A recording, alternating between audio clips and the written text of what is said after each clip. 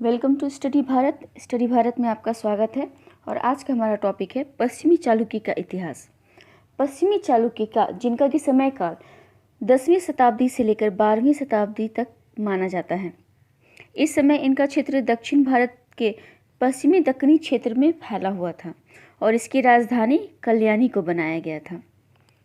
कल्याणी जो कि बाद में बनाई हुई राजधानी थी। पहले इनकी राजधानी मानेखेत थी जो कि राष्ट्रकूटों की भी राजधानी हुआ करती थी। और इस बात का श्रेय सोमेश्वर प्रथम को जाता है क्योंकि वही वो शासक थे जिन्होंने की अपनी राजधानी मानेखेत से बदलकर कल्याणी राजधानी कर दिया था।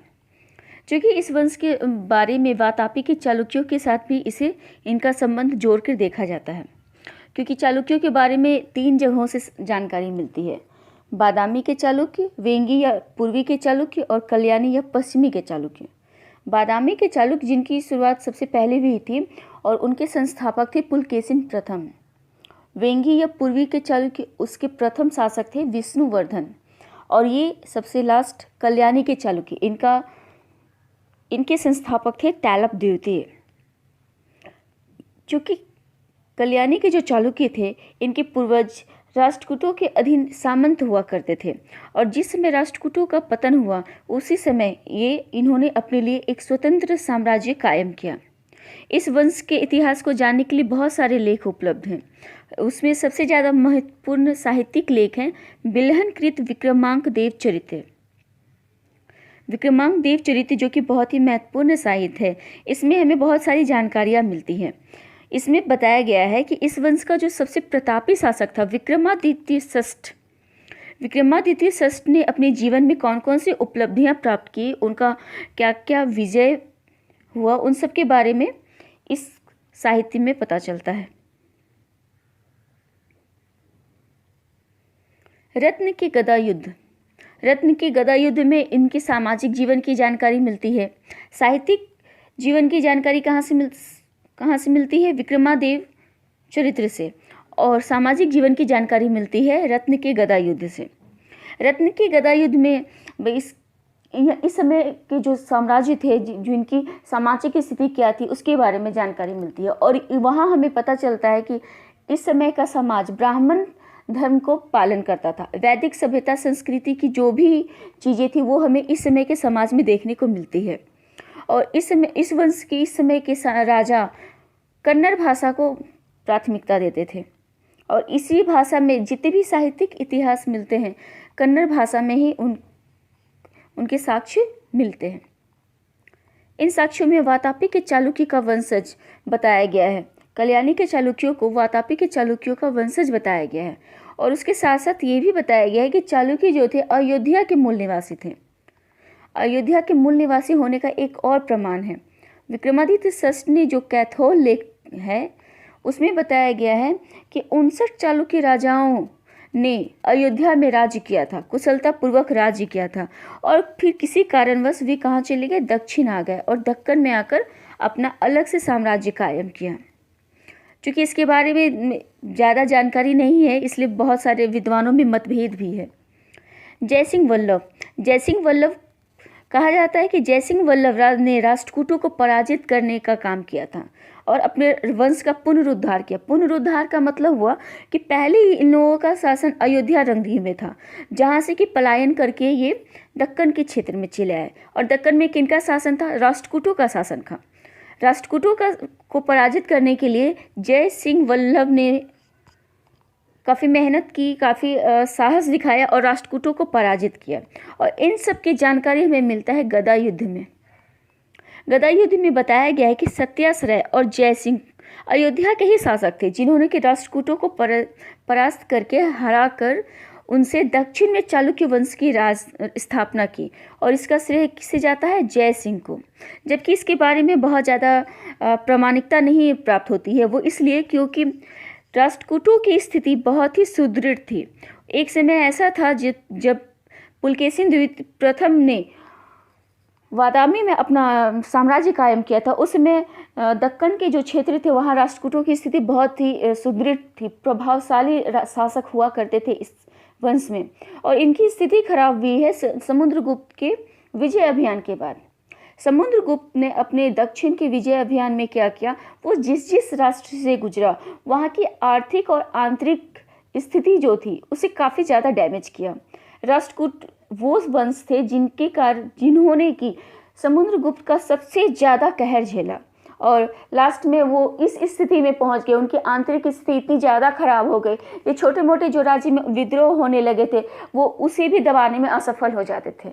और इसी का फ़ायदा उठाया था वहाँ के सामंतों ने। राष्ट्रकूटों के अधीन जो भी सामंत काम कर रहे थे उन्होंने अपने राष्ट्र शासक की दयनीय स्थिति देखकर क्या किया कि विद्रोह खड़ा कर दिया, और उसी में से एक थे तैलप द्वितीय। तैलप द्वितीय ने भी विद्रोह किया था राष्ट्रकूटों के ही समय में। फिर है विक्रमांक देव चरित्र। विक्रमांक देव चरित्र में भी कल्याणों के उद्गम को लेकर के बहुत सारी बातें बताई गई हैं। इसमें बताया गया है कि जब पृथ्वी पर बहुत ज़्यादा नास्तिक लोग भर गए थे तो उस नास्तिकता को समाप्त करने के लिए स्वयं ब्रह्मा जी ने क्या किया था, अपने चुल्लू या चिलुक से एक वीर पुरुष को उत्पन्न किया था और इसी ने चालुक्य वंश की स्थापना की थी। इसके अलावा कल्याण के लेख है जिसका समय काल है 1025 से 26। इसमें भी ब्रह्मा को ही इसका आदि पुरुष माना गया है, मतलब चालुक्यों का आदि पूर्वज कहा गया है। प्रथम ब्रह्मा जी ही थे जिनके कि आगे के उत्तराधिकारी चालुक्य वंश के कहलाए। परवर्ती लेखों में इसका संबंध बादामी के चालुक्य वंश के साथ दिखाया जाने का प्रयास किया गया है। इसमें इसका एक वृतांत है, उसके अनुसार है इसके जो भाई थे विक्रमादित्य द्वितीय जो कि पुलकेशिन प्रथम के उत्तराधिकारी के रूप में कार्य कर रहे थे, बादामी के चालुक्य वंश से ये संबंध रखते थे। विक्रमादित्य द्वितीय का एक भाई था, छोटा भाई, उसका नाम की जानकारी नहीं है। उसने एक उपाधि धारण की हुई थी भीम पराक्रम, वो भी बहुत ही पराक्रमी था और उसका भाई विक्रमादित्य द्वितीय दोनों वो भी पराक्रमी था। तो दोनों में साम्राज्य को लेकर किसी तरह की कटुता उत्पन्न ना हो, संघर्ष ना हो, इसके लिए क्या किया कि भीम पराक्रम ने अपना वातापी का जो एरिया था, जो क्षेत्र था, उसे छोड़ते हुए दूसरी जगह जाकर के एक कन्नड़ देश में जाकर उन्होंने अपना अलग साम्राज्य कायम किया। वहाँ के जो मूल निवासी थे, जो भी बाहर से पलायन करके उस क्षेत्र में आए थे, उन सब के ऊपर अपना स्वतंत्र शासन कायम किया। इसमें सबसे पहला अधिकारी का नाम आता है, उत्तराधिकारी का नाम आता है तैल या तैलप द्वितीय कहले। इन्हें उत्तरकालीन पश्चिमी चालुक्य के नाम से भी जाना जाता है। उत्तरकालीन पश्चिमी चालुक्य का मतलब है कि शुरुआती दौर के जो शासक हुए उनका राजनैतिक इतिहास।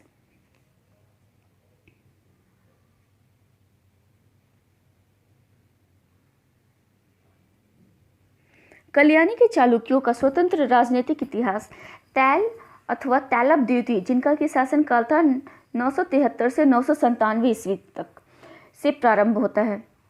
उसके पूर्व, जैसा कि पहले बताया जा चुका है कि राष्ट्रकूटों के अधीन जो सामंत थे उन्हीं के उत्तराधिकारी थे तैलप द्वितीय, जिन्होंने कि स्वतंत्र राज्य की घोषणा की थी।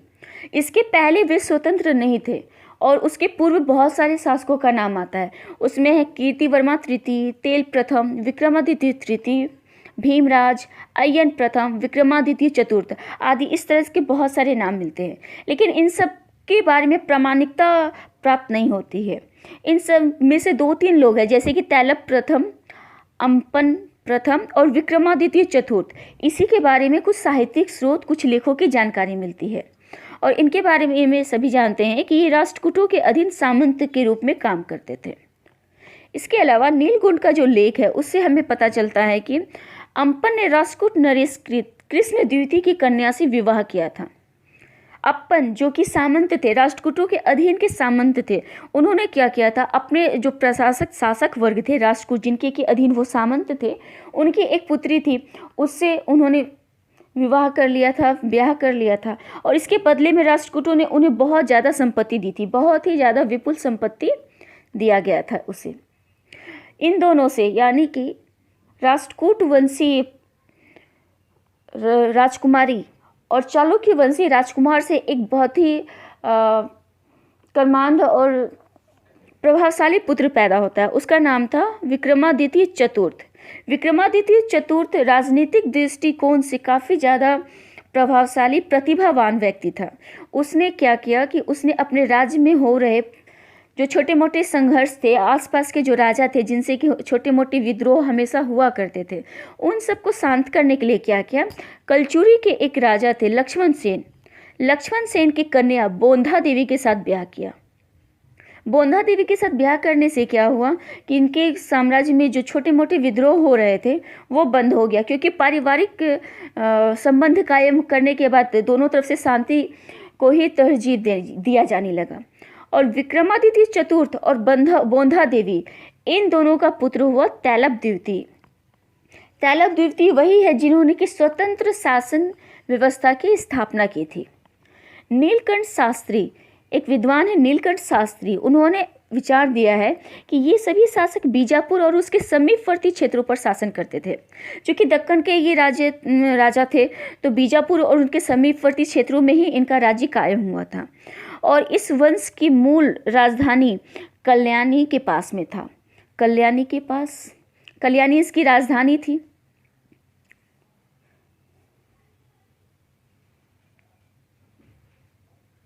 जैसा कि ऊपर बताया जा चुका है, कल्याणी के चालुक्य वंश की स्वतंत्रता का जन्मदाता तैलप द्वितीय था। वह विक्रमादित्य चतुर्थ और बोंधा देवी से उत्पन्न हुआ था। उसके बारे में एक बात यह भी है कि जब तक तैलप द्वितीय ने विद्रोह नहीं किया था, तो उसके पहले वो राष्ट्रकूट शासक कृष्ण तृतीय के अधीनता में बीजापुर में शासन कर रहा था। यानी कि इस बात को ध्यान दे तो पता चलता है कि तैलप द्वितीय वो शासक थे जो कि दो चीज़ों को जोड़ते हैं। एक तो वो राष्ट्रकूटों के अधीन के सामंत भी हुआ किए, और दूसरा कि प्रथम कल्याणी के जो चालुक्य थे उसके प्रथम स्वतंत्र शासक के रूप में भी उन्होंने शासन किया। और धीरे धीरे उसने अपने सामंत के रूप में अपनी शक्ति का उसी समय से विस्तार करना प्रारंभ कर दिया था।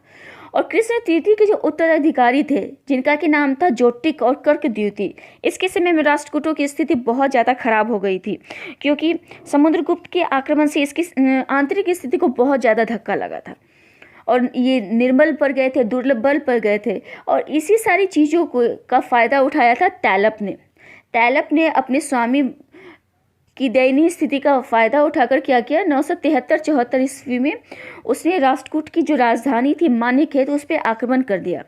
उस समय जब तैलप द्वितीय ने आक्रमण किया तो वो कहाँ का सामंत था, बीजापुर का सामंत था, जिसने कि मान्यखेत राजधानी पे आक्रमण कर दिया था। सिमोगा जो कि कर्नाटक जिले के सोराव तालुक के पास है, उनके उस समय के एक सामंत थे शांति वर्मा बिल्कुल अपने नाम के अनुसार ही हमेशा शांति का मार्ग अपनाते थे, और वो पहले राष्ट्रकूट के अधीन सामंत हुआ करते थे।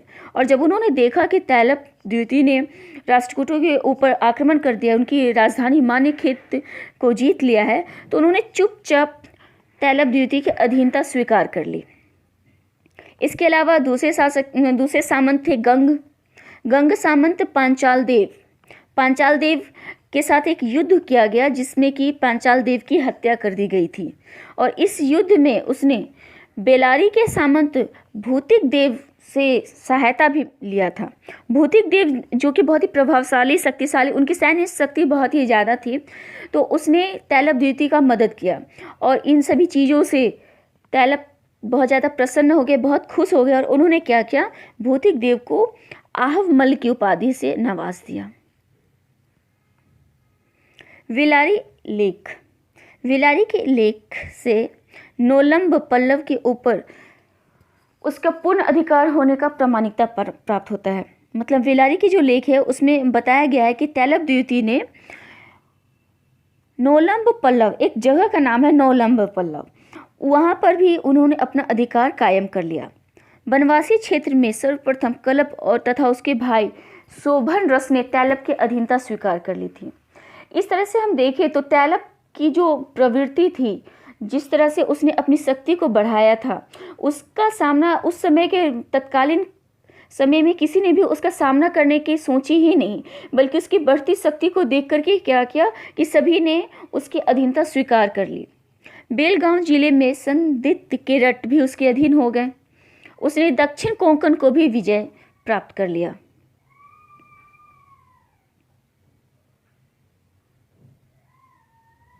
राष्ट्रकूट प्रदेशों पर अधिकार करने के उपरांत तैलप ने चोलों और परमारों से संघर्ष किया।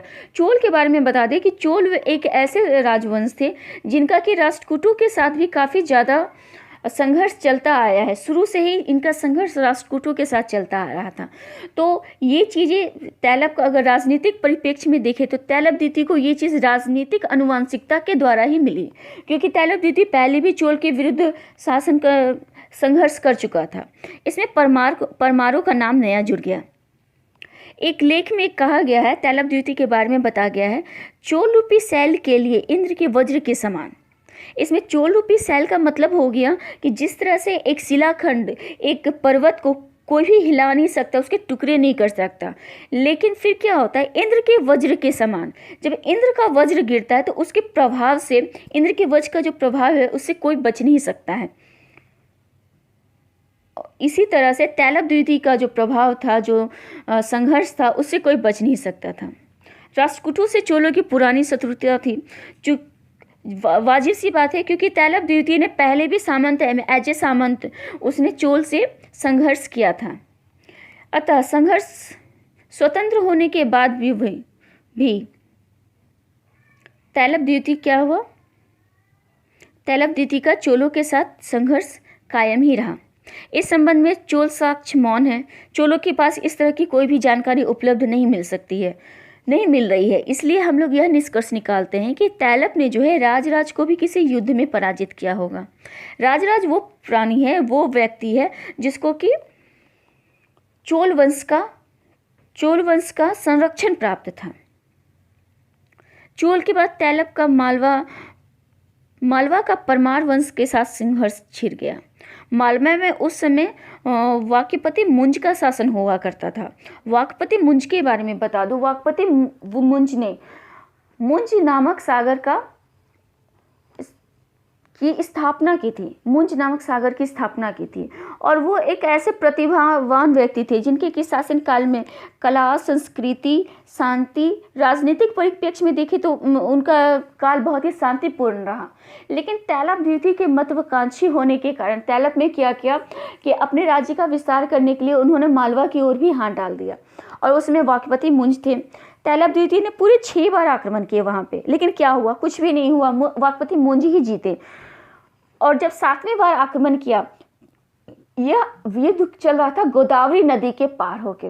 गोदावरी नदी के एक तरफ तैलप द्वितीय का राज्य था और उसके दूसरी तरफ वाक्यपति मुंज का शासन हुआ करता था और उनके बीच का जो तराई एरिया था उसमें उसके खाली मैदानों में इनका युद्ध हुआ करता था।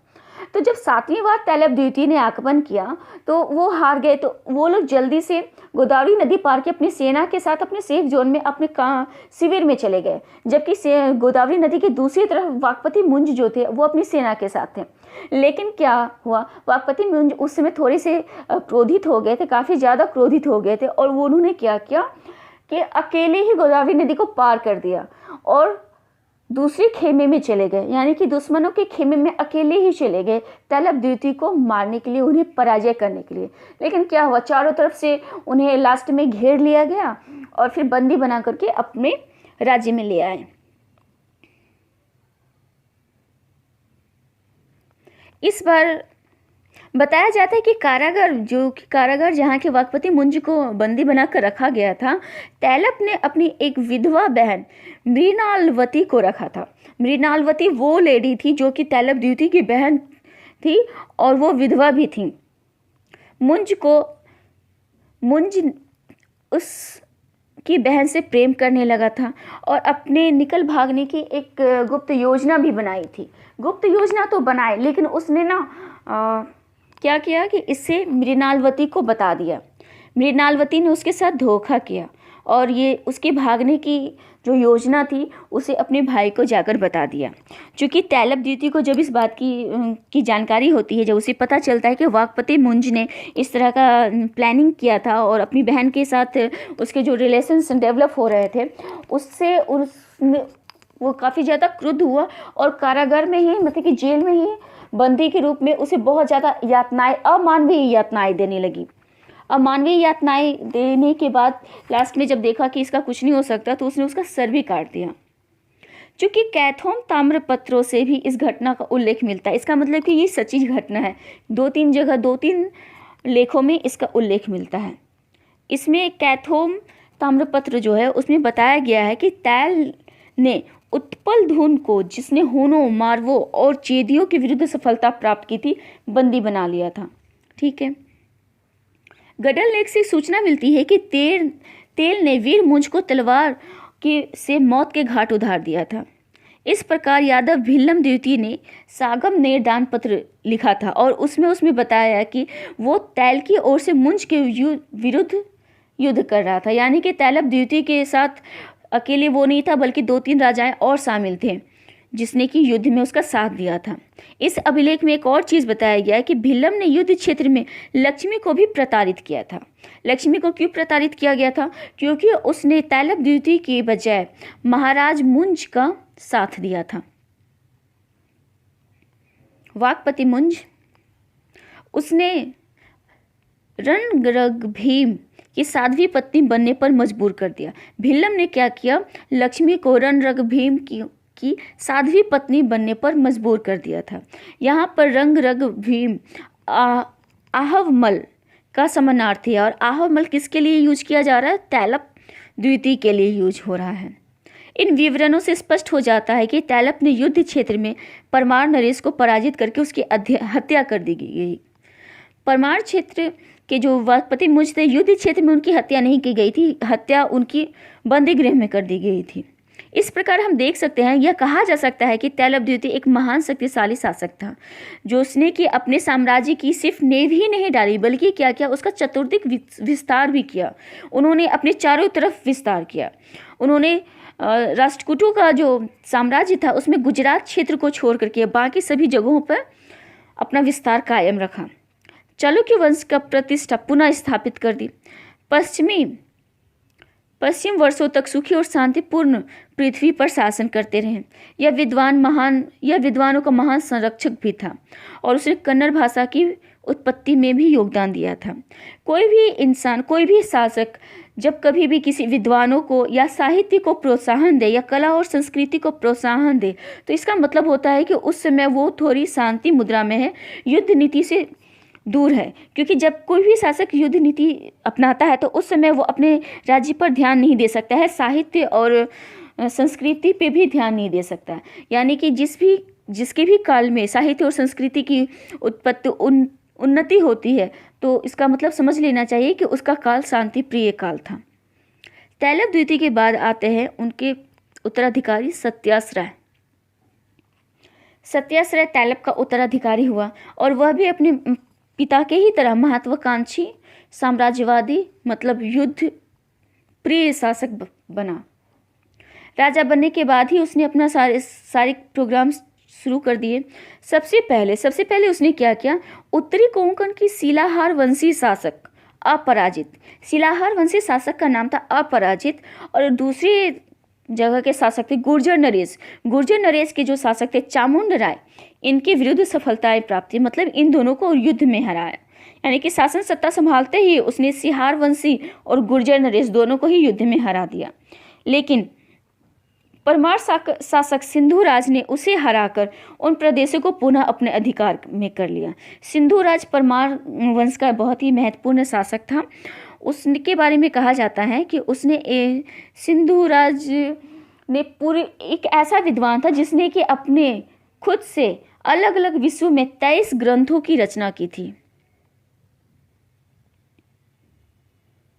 जब तैलब द्वितीय ने उसके भाई मुंज को मार के उससे राज सत्ता हथिया लिया था, तो सिंधुराज ने उसका बदला लिया और अपने जो सत्याश्रय को हरा करके अपना प्रदेश वापस ले लिया। सत्याश्रय का चूंकि मुख्य शत्रु ये लोग नहीं थे, ना ही परमार थे, ना ही कोई और थे, बल्कि उनका सबसे प्रमुख शत्रु था चोल। चोल के बारे में बताया जा चुका है कि चोल की जो शत्रुता है वो कलचुरियों को, कल्याणी की चालुक्यों को राजनीतिक उत्तराधिकार के रूप में मिला। 1006 में सत्याश्रय ने क्या किया? वेंगी पर आक्रमण किया और उसे प्रारंभिक सफलता वहीं मिली। उसने वेंगी पर आक्रमण क्यों किया? वेंगी तो चालुक्यों की ही एक शाखा थी, लेकिन उस वेंगी के जो चालुक्य, वेंगी के जो चालुक्य थे उनका एक पुत्र था, उनका एक शासक हुआ करता था राजराज। राजराज की जो माता थी वो चोल वंशी थी, और चोल वंशी होने के कारण चोलों का संरक्षण प्राप्त हो गया था राजराज को, और इसी से दुखी होकर के कल्याणी के जो चालुक्य थे उन्होंने वेंगी के चालुक्यों के ऊपर आक्रमण कर दिया था, और उसकी सेना ने गुंटूर जिले पर अधिकार भी जमा लिया था। चोल शासक राजराज ने अपने पुत्र राजेंद्र को एक विशाल सेना के साथ पश्चिमी चालुक्यों पर आक्रमण करने के लिए भेजा था। राजराज के बारे में सभी लोग जानते हैं। उनका पुत्र राजेंद्र के बारे में बस एक बात बताने वाली है कि ये दक्षिण भारत के एक इकलौते ऐसे राजा बने जिन्होंने कि भारत को छोड़कर इसके अलावा 1200 द्वीपों पर एकाधिकार जमा के रखा था, जो अभी के समय में इंडोनेशिया है, जावा, सुमात्रा, कंबोडिया, इस तरह के 1200 द्वीपों पर इनका अधिकार था।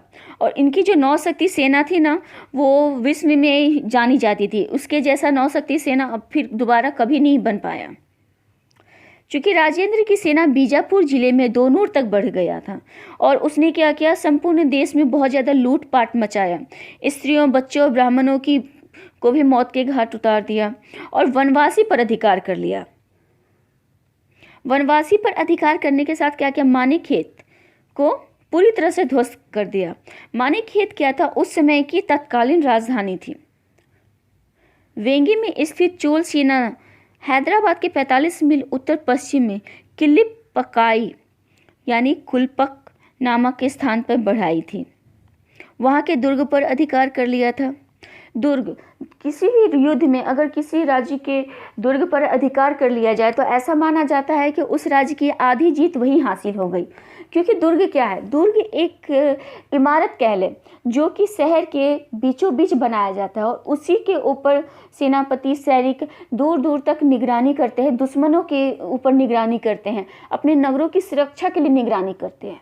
लेकिन अगर किसी दुर्ग पर दुश्मनों का अधिकार हो जाए तो वहाँ की आंतरिक सैन्य व्यवस्था में क्या बदलाव देखने को, उसमें तैयारी भी नहीं रहेगी लोगों की कुछ ज़्यादा, और उन्हें ये भी नहीं पता रहेगा कि भावी कार्यक्रम क्या होगा, क्योंकि उन्हें किसी तरह के कोई स्रोत मिल ही नहीं रहे हैं कि दुश्मनों का क्या चल रहा है। इसलिए किसी भी शासक के लिए किसी दूसरे राज्य के दुर्ग पे कायम करना, अपना स्थापित कायम करना, उसको पूरी तरह से अधिकार, आधी जीत समझ ली जाती थी उसकी। इस प्रकार सत्याश्रय को दोनों मोर्चों पर असफलता मिली, लेकिन इससे सत्याश्रय उदास नहीं हुआ, हार नहीं मानी उसने क्या किया, फिर से अपनी शक्ति जुटाई और चोल के विरुद्ध अभियान छेड़ दिया। चोल के जो सेनापति थे चंद्रिन बहुत ही महत्वपूर्ण सेनापति थे। इसने चोलों को बहुत सारे युद्धों में विजय दिलाई थी, और सत्याश्रय ने क्या किया, चंद्रिन को मार डाला, उसे मौत के घाट उतार दिया। सत्याश्रय ने इसके अलावा क्या किया, चोल सेना जो उसके राज्य में घुस आए थे अपना आधिपत्य कायम कर लिया, उन सबको राज्य के बाहर भगाया, और उनको भगा करके तुंगभद्रा नदी जो कि दक्षिण में है, दक्षिण तक उन्हें खदेड़ दिया। उसने दक्षिण की ओर कुर्नूल और गुंटूर जिले तक के प्रदेश को पुनः अपने अधिकार में जमा लिया था। गुंटूर और कुर्नूल जिला वर्तमान समय में, अभी के समय में कर्नाटक राज्य में देखने को मिलता है। गुंटूर जिला के बप्तेल नामक स्थान से 1006 में उसका एक लेख मिलता है, और उस लेख में बताया जाता है कि सत्याश्रय का अधिकार उस जगह तक था। इसके बाद आते विक्रमादित्य पंचम।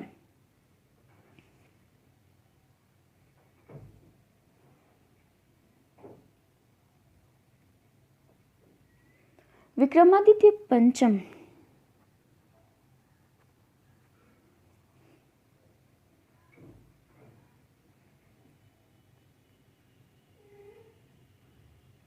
विक्रमादित्य पंचम सत्याश्रय ने चूंकि 1008 तक राज्य किया था, उसका कोई अपना पुत्र नहीं था, तो उसने क्या किया कि उसका एक भाई था दशवर्मा का बड़ा पुत्र था विक्रमादित्य पंचम, उसे उसने अपना दत्तक पुत्र बनाकर उसके बिहेफ में, अपना उत्तराधिकार के बिहेफ में शासन खाली कर दिया और उसके पुत्र को राजा बना दिया।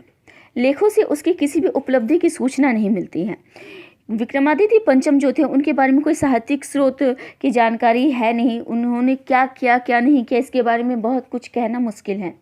कोसोम लेख में उसे यशस्वी और दानशील शासक बताया गया है।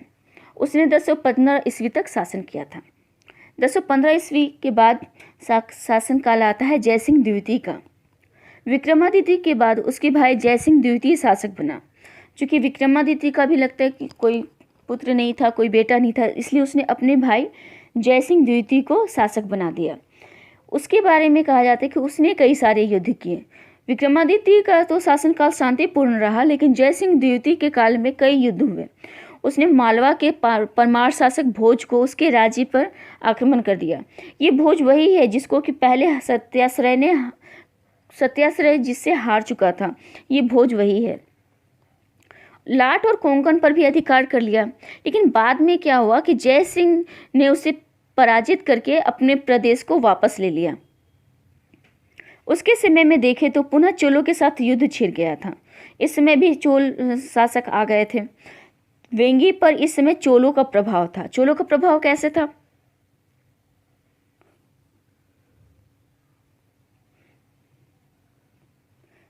चोलों का प्रभाव इस तरीके से था।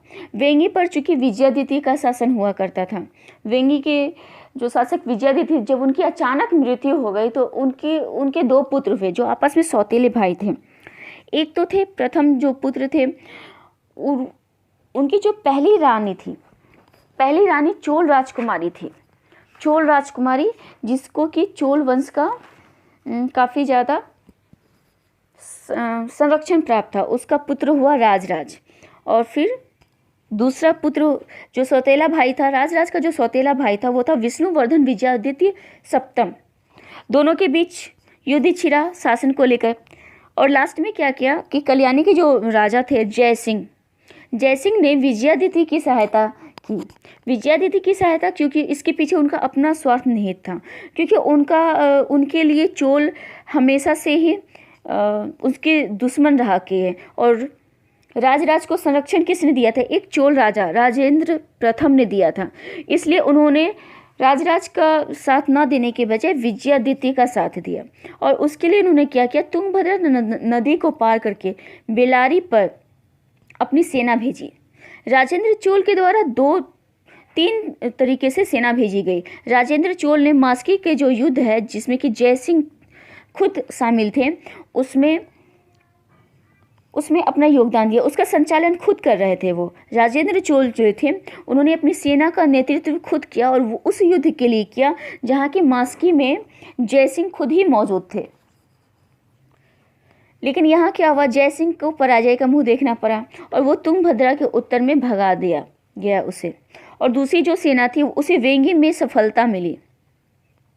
वेंगी में सफलता किसे मिली? चोलों के सैनिकों को सफलता मिली।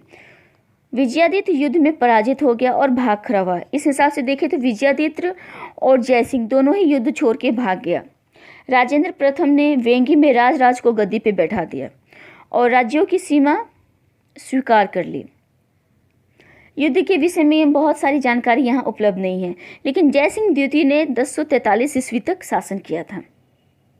एक हिसाब से देखें तो जब जयसिंह को मास्की के युद्ध में राजेंद्र चोल द्वारा पराजित किया गया, तो उसी समय चाहे तो राजेंद्र चोल कल्याणी के ऊपर भी अपना राज्य विस्तार कर सकते थे, लेकिन उस समय उन्होंने किया नहीं। वो बहुत देर तक वेंगी में भी टिक नहीं सके। उन्होंने राजराज को गद्दी पे बिठा दिया और वापस अपने राज्य में चले गए। इनके बाद शासनकाल आता है सोमेश्वर प्रथम का। सोमेश्वर प्रथम जयसिंह द्वितीय के बाद उसका पुत्र सोमेश्वर प्रथम 1043 में राजा बना। उसने अपनी राजधानी मानीखेत से कल्याणी स्थानांतरित कर लिया और इस राजधानी को इतना सुंदर सजाया, इतने बड़े बड़े भवन, इमारतें, पानियों के फव्वारे, बागीचे, इतने सारे काम किए वहाँ पे। इतना सुंदर तरीके से उसे सजाया कि उसकी गिनती होने लगी। संसार के सभी नगरों में सबसे श्रेष्ठ माने जाने लगा उसे। वह एक विजेता था। सोमेश्वर प्रथम जो थे वो एक बहुत बड़े विजेता थे। उन्होंने क्या किया?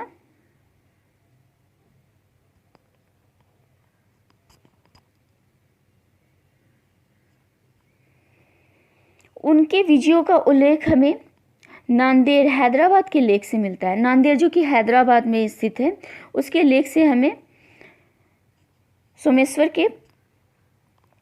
प्रथम के विजयों का उल्लेख मिलता है।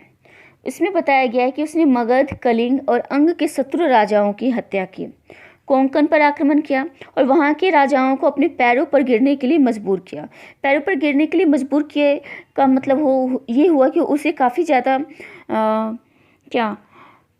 ज़्यादा बेइज्जती की उसकी, ताकि दूसरे राजा जो है उन्होंने अब आत्मग्लानि में चूर हो गए, वो उन्हें काफ़ी ज़्यादा आत्मग्लानि महसूस कराया गया।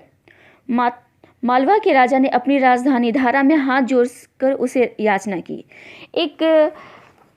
मालवा की जो राजधानी थी धारा पर भी इनका शासन कायम हो गया। कहीं लिखा हुआ है कि धारा को न इन्होंने पूरी तरह से जला दिया था। इसके अलावा वेंगी और कलिंग के राजाओं को भी अपने युद्ध में अपनी ओर शामिल कर लिया था। इसी लेख में उसके सेनापति नागवर्म का भी उल्लेख मिलता है। नागवर्म को सोमेश्वर का दाहिना हाथ माना जाता है और इसके उपलक्ष्य में कहा गया कि उसने बहुत सारी उपाधियां धारण की थी, जैसे कि विद्याधिपति मल्ल, धारा बर्बाद पित्तपाटन का मतलब हुआ कि उसने धारा नगरी को जब बर्बाद किया उसके बाद शायद इस उपाधि को ग्रहण किया होगा। मारसिंह मर्दन, शिरच्छेदन, चक्रकूट, कालकूट जैसी उपाधियाँ, इतनी भयानक उपाधियाँ हैं। तो बहुत बड़े बड़े युद्ध जीते होंगे, शायद इसी उपलक्ष्य में उन्हें इतनी बड़ी बड़ी उपाधियाँ भी मिली हैं। इसके कुछ अंशों में यह प्रामाणिक माना जा सकता है। सोमेश्वर की विजयों का कालक्रम निर्धारित करना कठिन है। सोमेश्वर ने जितने भी विजय अभियान किए उनका सही कालक्रम की जानकारी हमें नहीं मिलती है।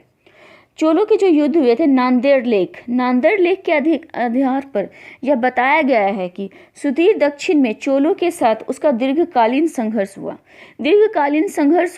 क्योंकि संघर्ष तो पहले से ही चलते आ रहे हैं। राष्ट्रकूटों के बाद तैलप द्वितीय, उसके बाद वंशानुगत तरीके से यह चोलों के साथ संघर्ष चलते ही आ रहे हैं।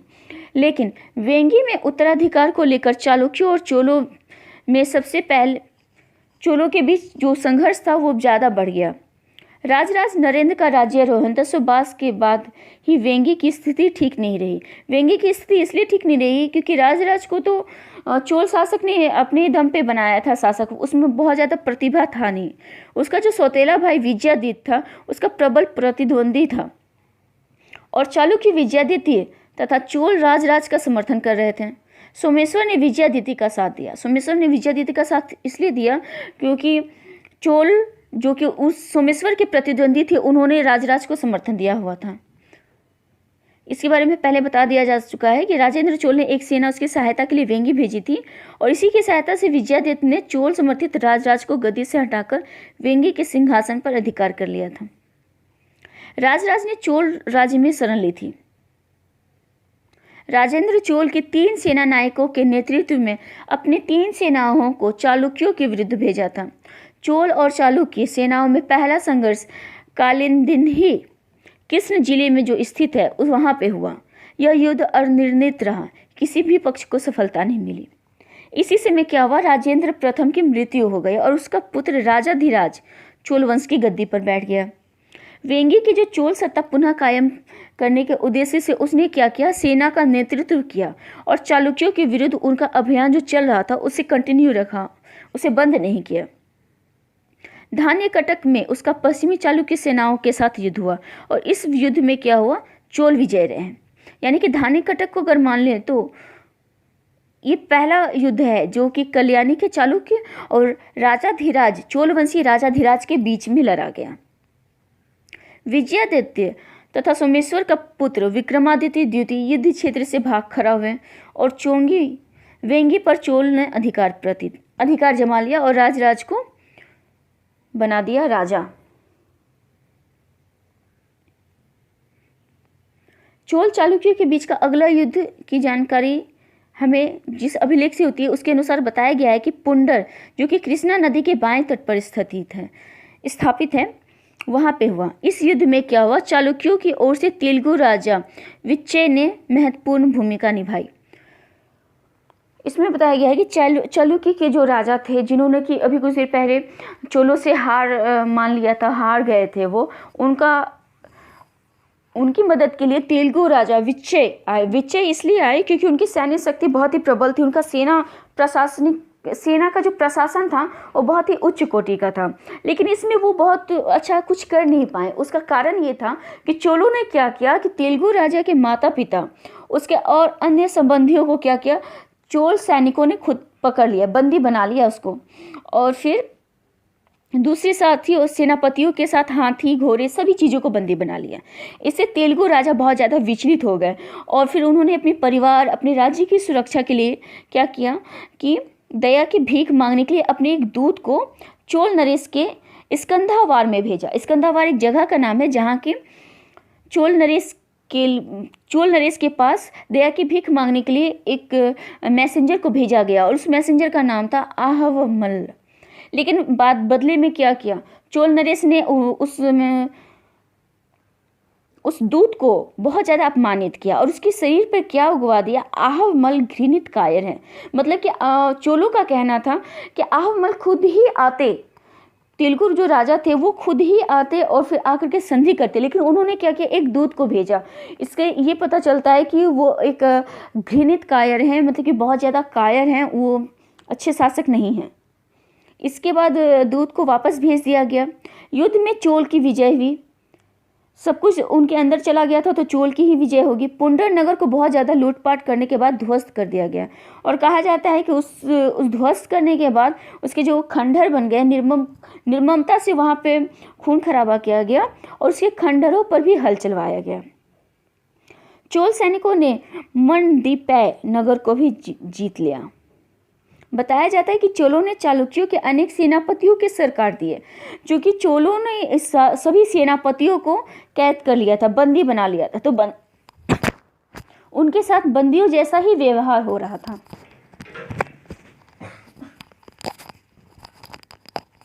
पुंडरनगर को बताया जाता है कि चोलों ने चालुक्यों के सेनापतियों के सर काट दिए। येनगिरी में अपना विजय स्तंभ स्थापित किया।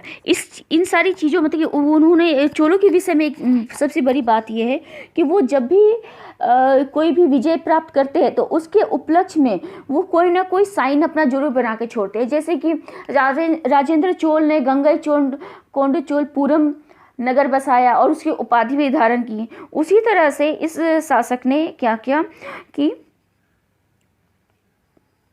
एक विजय स्तंभ का निर्माण किया।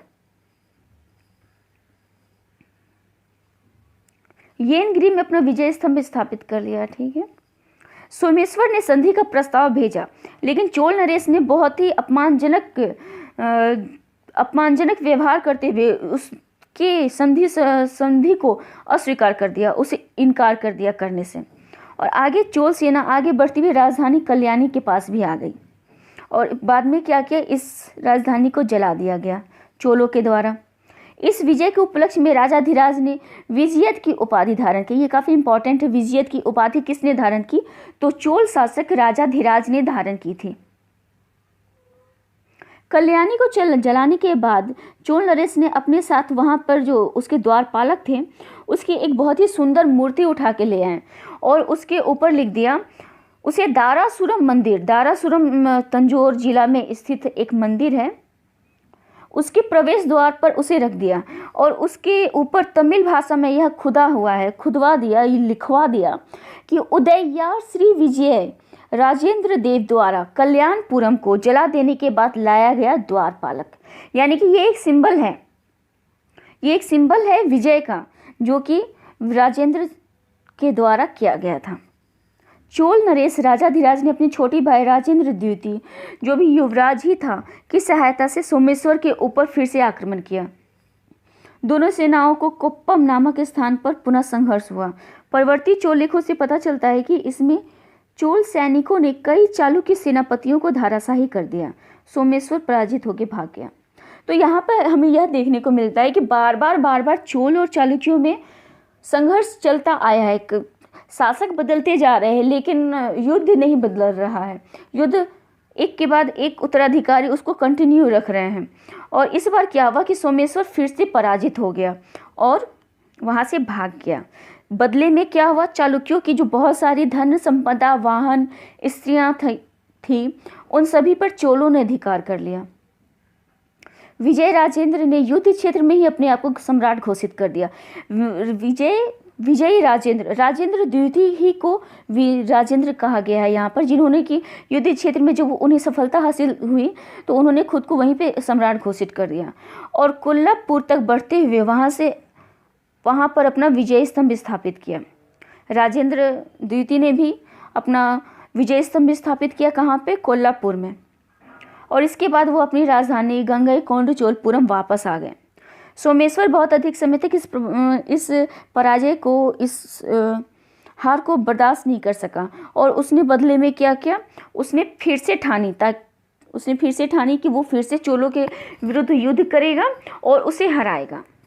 वेंगी में राजराज की मृत्यु के बाद क्या होता है कि उस समय विजयादित्य सप्तम का जो बेटा था शक्तिवर्मा द्वितीय, उसे राजा बनाया जाता है।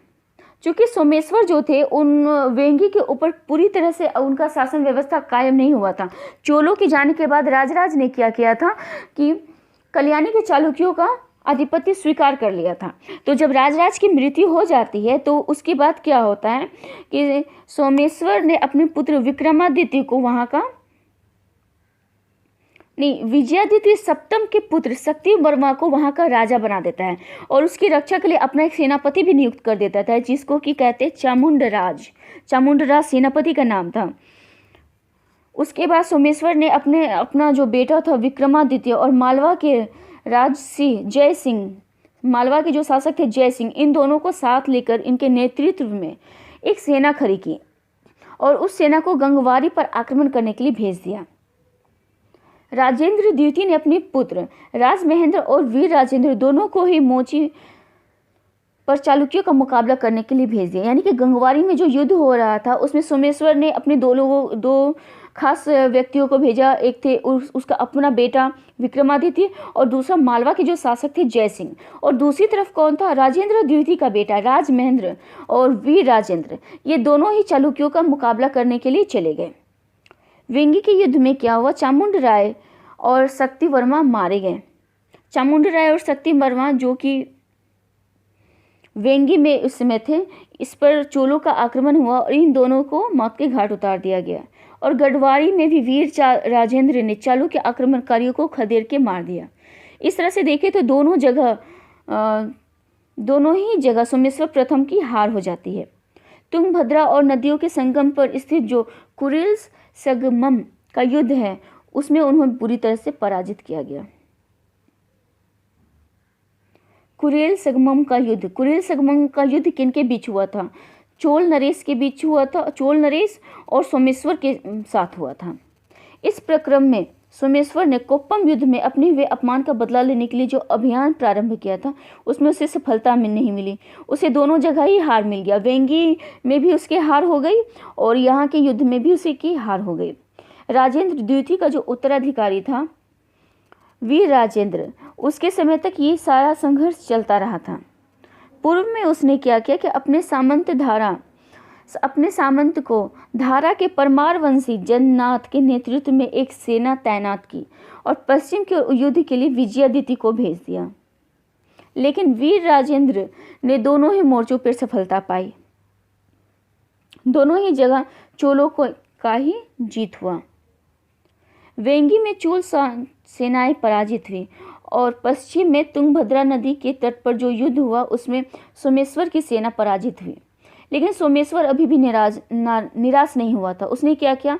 फिर से अपनी शक्ति को जुटान करना प्रारंभ किया और इस बार क्या किया? उसने वीर राजेंद्र के पास अपना एक दूत भेजा और दूत को बताया, दूत के द्वारा यह कहलवाया कि कुर्लम मंगमम के युद्ध को फिर से चुनौती दी और बोला कि अगर उसमें ताकत है, अगर वो चाहता है फिर से जीतना तो एक बार और युद्ध करके देखें। चोल साम्राज्य को इससे बहुत ज़्यादा खुशी मिली क्योंकि ये सभी प्रतापी राजा थे। इन्हें युद्ध करना, जीतना, अपना विजय स्तंभ स्थापित करना, ये सारी चीज़ें बहुत ज़्यादा पसंद थी।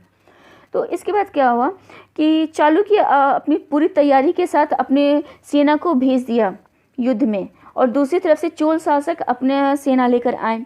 लेकिन सोमेश्वर प्रथम इस युद्ध में आया ही नहीं। उसकी सेना पहुंच गई लेकिन खुद राजा नहीं गया। वीर राजेंद्र 1 महीने तक उसका राह देखता रहा और लास्ट में क्या किया कि उसने चालुक्यों की जो सेनाएं थी उस पर धावा बोल दिया। और फिर क्या होना था, जिसका कि शासक ही नहीं रहेगा तो विजय तो चोलों की ही होगी ना। विजय श्री उसे ही मिली, चोलों को ही मिली और चालुक्य की सेना को पराजय का मुंह देखना पड़ा।